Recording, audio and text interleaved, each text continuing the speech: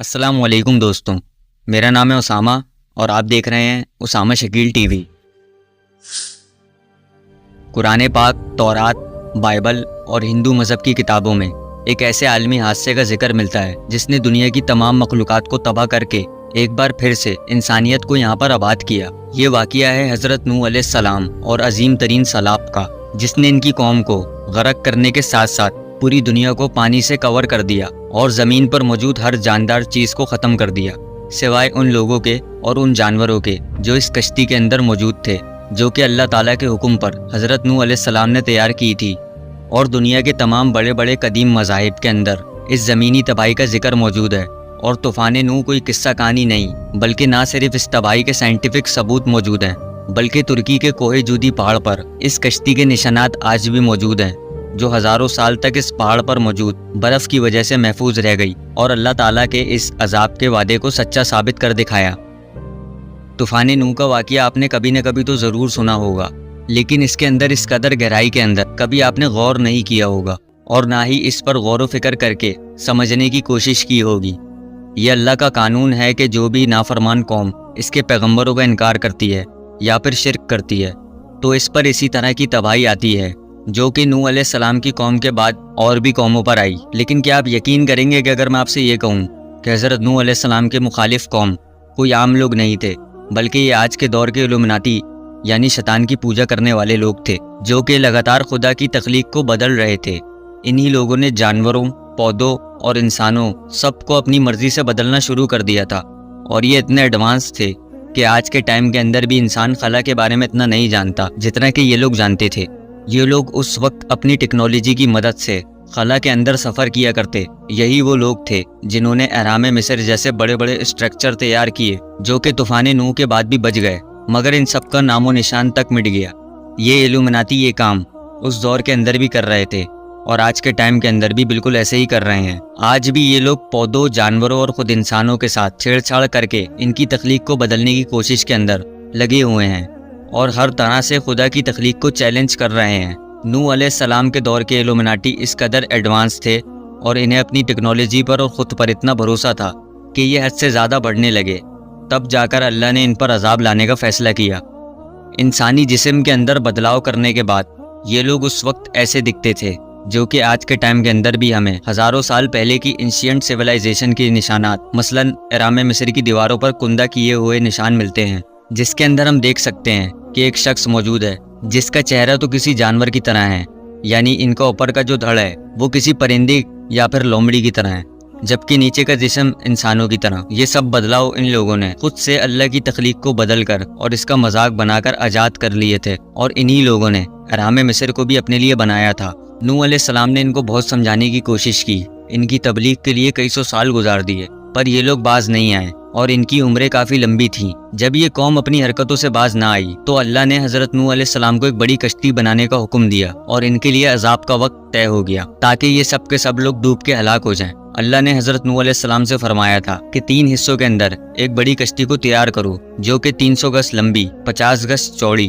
اور 30 گز اونچی ہوگی، اور اس پر اپنے ماننے والوں کے علاوہ اپنے خاندان اور ہر ایک جانور کا جوڑا بھی سوار کرو، جو اس وقت تک اس جینیٹک انجینئرنگ کا شکار نہیں ہوئے تھے۔ یعنی اس کشتی پر اللہ کے حکم کے مطابق ایسے جانوروں کو سوار کیا گیا تھا جو کہ اس وقت تک انسانوں کی طرح جینیٹک انجینئرنگ کا شکار ہوئے بغیر اپنی خود کی اصل نیچر پر موجود تھے۔ اس طرح کے ایک ایک جانور کے جوڑے کو تلاش کرنا یقیناً امپاسبل کام تھا، لہٰذا اللہ کے حکم سے یہ تمام جانور اس کشتی کے پاس ایک ایک کر کے اکٹھا ہونے لگے اور اس میں خود سے سوار ہو گئے۔ نوح علیہ السلام کے خلاف جانے والی یہ قوم اس قدر ایڈوانس تھی، اور ان کے پاس اتنا علم تھا کہ یہ لوگ پورٹلز کے ذریعے آسمان کے اندر ایک جگہ سے دوسری جگہ پہ سفر کیا کرتے، اور زمین پر واپس آ کر یہ لوگ عام انسانوں کو اپنے حکم کے مطابق غلاموں کی طرح اپنے اشاروں پہ چلنے کا حکم دیتے، ان کے خدا بن کر۔ اور بالکل یہی وجہ ہے کہ قدیم مصری لوگ بھی اس طرح کے جینیٹیکل موڈیفائڈ انسانوں کو اپنا خدا بنا کر پہلے بھی پوجتے تھے، اور آج ان کی تصویریں دنیا بھر سے بالکل ایک جیسی دنیا کے مختلف کونوں سے مل رہی ہیں۔ بالکل یہی کانسیپٹ ہم 2021 میں آنے والی ہالی ووڈ فلم انٹرنلز کے اندر بھی دیکھ چکے ہیں، جس کے اندر دکھایا گیا ہے کہ آسمان سے آنے والے کچھ سپر پاور رکھنے والے لوگ جو انسان کی طرح ہی دکھتے ہیں، لیکن ان کے پاس خدا کی طاقتیں ہیں۔ یہ لوگ دوسری دنیا سے ہمارے پلینٹ پر آتے ہیں اور یہاں کے لوگوں کے درمیان گھل مل جاتے ہیں، اور ایک وقت ایسا آتا ہے کہ یہاں بسنے والے لوگوں کو اور یہاں بسنے والی ہر ایک چیز کو اپنی مرضی سے بدلنا شروع کر دیتے ہیں۔ سیم وہی چیز آج کے دور کے اندر بھی یہ ایلومناتی کر رہے ہیں۔ یہ لوگ جب بھی زمین پر واپس آتے تو یہاں پر موجود لوگوں کے جسموں کو اور نظام کو خدا کی طرح بدلنے لگے۔ یہ لوگ یہاں موجود انسانوں سے اپنی عبادت کروایا کرتے، جن کے سامنے حضرت نوح علیہ السلام کھڑے ہو کر ایک اللہ کی عبادت کی تبلیغ کرنے لگے۔ ان ایلومناتی کے بت آج بھی نیوزی لینڈ، ساؤتھ امریکہ اور الاسکا کے اندر رکھے گئے ہیں، جس کی یہ ایلیٹ کلاس یعنی آج کے ٹائم کے ایلومناتی ان کی پوجا کرتے ہیں۔ بائبل کے مطابق سیلاب سے پہلے آسمان سے فرشتوں کو اتارا گیا تھا، کیونکہ حضرت نوح علیہ السلام اور عام انسان ان لوگوں کا مقابلہ نہیں کر سکتے تھے۔ اور یہ کانسیپٹ ہالی ووڈ کی فلم نوح کے اندر بھی دکھایا گیا ہے، جس میں دکھایا گیا ہے کہ یہ فرشتے آسمان سے زمین پر پہنچتے ہیں تو یہ پہاڑوں کی طرح اونچے تھے، جنہوں نے حضرت نوح علیہ السلام کے گھر والوں اور ان پر ایمان لانے والوں کو بچا کر ایک کشتی کے اندر سوار کیا اور ان ایلومناتی ایول لوگوں کو روکے رکھا جب تک کہ سیلاب شروع نہ ہو گیا۔ بائبل سے ہمیں اس بات کا بھی حوالہ ملتا ہے کہ یہ مخلوق ایلومناتی دوسرے سیارے پر آباد ہو چکی تھی۔ یہ ایلومناتی ارتھ اور جوپیٹر کے درمیان ایک سیارے پر موجود رہتے تھے، اور جب اس سیارے کو تباہ کیا گیا تو یہ زمین پر واپس آ گئے اور اسے کرپٹ کرنے لگے، زمین پر فساد پھیلانے لگے، کیونکہ ان لوگوں کے لیے ضروری ہو گیا تھا کہ وہ اپنی نسل کو آگے بڑھانے کے لیے جانوروں، پرندوں، یہاں تک کہ پودوں کے اندر بھی اپنے سپمس کو بچا رہے تھے، اللہ کی تخلیق کو بدل رہے تھے۔ انہی لوگوں نے آسمان کے اندر سفر کرنے کے لیے اور بے تحاشا انرجی کو حاصل کرنے کے لیے مصر کے اندر اہرام مصر کو بنایا، جو کہ ان کے لیے پاور پلانٹ تھے، اور زمین کے الیکٹرو میگنیٹک ویوز کو استعمال کرتے ہوئے اس سے بے تحاشا انرجی کو پیدا کرتے، جو کہ کبھی ختم نہ ہوتی۔ اس وجہ سے زمین کو دھونا ہی آخری حل تھا، تاکہ آخر تک قیامت تک آنے والے انبیاء کرام اور انسانوں کی تبلیغ کا جو سلسلہ چلنا تھا وہ برقرار رہے، کیونکہ اگر یہ سیلاب تمام دنیا کے انسانوں پہ ایک ساتھ آ جاتا تو دنیا کا کوئی بھی انسان نہ بچ پاتا، انسانی نسل ہی ختم ہو جاتی۔ لہٰذا ان لوگوں کو جو کہ ان تبدیلیوں سے جینیٹیکل موڈیفیکیشن سے بچے ہوئے تھے، انہیں ایک کشتی کے اندر سوار کر کے بچا لیا گیا، ورنہ اللہ تعالیٰ سیلاب کے بجائے کوئی بھی آسمانی آندھی یا پھر کوئی بھی آتش فشاں پھاڑ کر ان لوگوں کو تباہ کر دیتا اور اپنے لوگوں کو کہتا کہ یہاں سے ہجرت کر جائیں، جیسے کہ بعد میں آنے والی امتوں کے ساتھ ہوا۔ لیکن یہ ایلومناتی کیونکہ پوری دنیا پر اپنا اثر چھوڑ چکے تھے، لہٰذا سیلاب کے ذریعے ان سب کو تباہ کرنے کے علاوہ کوئی دوسرا حل موجود ہی نہیں تھا کہ زمین ان کے وجود سے بالکل پاک ہو جائے۔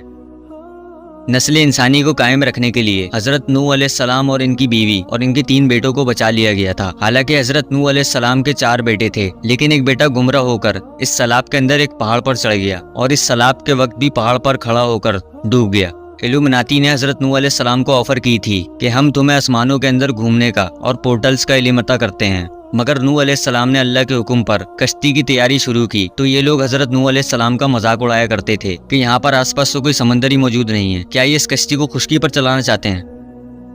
جب یہ قوم تباہ ہوئی تو ان کے مجسمے دنیا کے مختلف کونوں کے اندر موجود رہ گئے، جنہیں بعد میں آنے والی بت پرست قوموں نے ایک بار پھر سے پوجنا شروع کر دیا۔ الاسکا سے لے کر ساؤتھ ایشیا، نارتھ امریکہ کے اندر ملنے والے یہ مجسمے بالکل ایک جیسے دکھتے ہیں۔ ایلومناتی چاہتے تو دوبارہ سے اس زمین سے باہر نکل سکتے تھے، کیونکہ اس وقت تک ان کے پاس یہ ٹیکنالوجی موجود تھی، مگر ان کا حال بالکل ڈائناسورس کی طرح ہوا کہ آسمان کڑکدار بجلی اور پانی برسا رہا تھا تو زمین پر کوئی خشکی بچی ہی نہیں تھی۔ یہ لوگ جاتے تو بچ کے جاتے کہاں، یوں دیکھتے ہی دیکھتے ان کا نام و نشان تک مٹ گیا۔ قرآن پاک اور دوسری مذہب کی کتابوں میں ایلومناتی کا زیادہ ذکر موجود نہیں ہے، پر ان کی نشانیاں ضرور ملتی ہیں جو یہ ثابت کرتی ہیں کہ یہ لوگ اپنے وقت کے اندر انتہائی ایڈوانس تھے اور انسانوں سے اپنی پوجا بھی کروایا کرتے تھے، اور اسی لیے مصر کے لوگوں نے انہی ایلومناتی کی تصویروں کو خدا کا درجہ دے کر ان کو پوجنا شروع کر دیا، اور اس کے ساتھ ساتھ نمرود اور فرعون مصر نے بھی خدائی کا دعویٰ انہی سے متاثر ہو کر یا انہی ایلومناتی کی آئیڈیالوجی سے لیا تھا، جو کہ آج کے ٹائم کے اندر بھی شیطان کو خدا کا درجہ دے کر اس کی عبادت کرتے ہیں، بلکہ اس کے ساتھ ساتھ پوری دنیا پر کنٹرول بھی کرنا چاہتے ہیں۔ ان کی آئیڈیالوجی ہزاروں سال گزرنے کے بعد بھی آج تک نہیں بدلی۔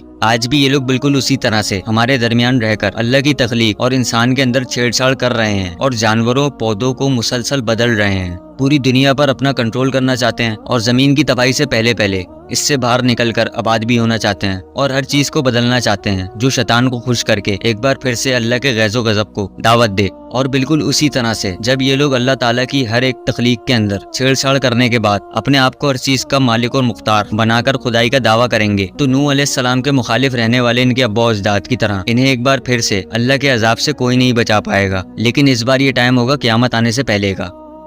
باقی اس بارے میں آپ کیا سوچتے ہیں کمنٹ سیکشن میں ضرور بتائیں۔ اگر ویڈیو پسند آئی تو ویڈیو کو لائک کریں اور چینل کو سبسکرائب کریں۔ میں ملوں گا آپ سے اسی طرح کے کسی نیکسٹ ویڈیو میں، تب تک کے لیے اللہ حافظ۔